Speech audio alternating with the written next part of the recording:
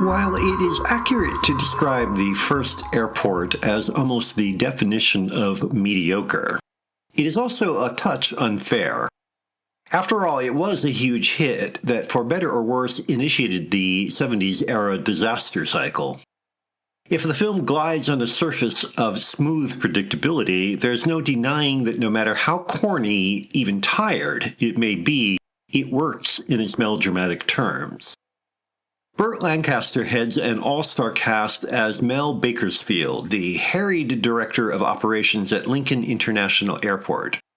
From practically the first frame, he and we confront one problem after another: record snowfall, airplanes skidding off the runways, protests from the airport's neighbors, and on and on. If that were not enough, the demands of his job are also destroying Mel's marriage, and he's constantly on the verge of being fired.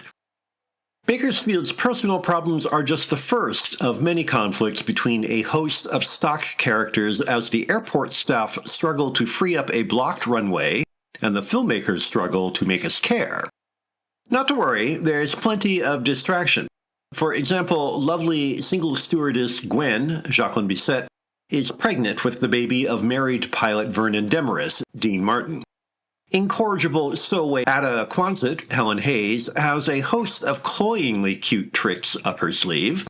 Customs Officer Harry Standish, Lloyd Nolan, has a hunch that the briefcase clutched tightly by unemployed demolition expert Dio Guerrero, Van Heflin, may not be quote-unquote right, and so on. None of these narrative doodlers are central except Guerrero, and his story works only because Heflin and Maureen Stapleton as his wife Inez bring real pathos from their characters' desperation.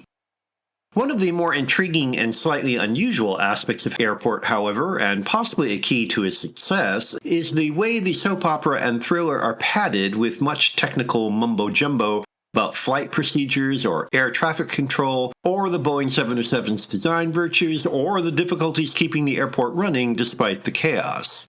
No matter how stressed the principals may get, the support staff remain islands of calm, a deadpan chorus of competence amidst the frenzy. Moreover, director George Seaton uses them to motivate one of the few technical flourishes in the otherwise staid proceedings. With characters sometimes separated by continental distance, Seaton connects them to each other visually via split screens. That late 60s mannerism was already a little out of date in 1970, and it doesn't make the bland dialogue any fresher, but it keeps the eye mildly engaged. The point being that for all the blatant contrivance, melodramatic manipulation, and paint-by-the-numbers execution, Airport still provides an engrossing 2 hours.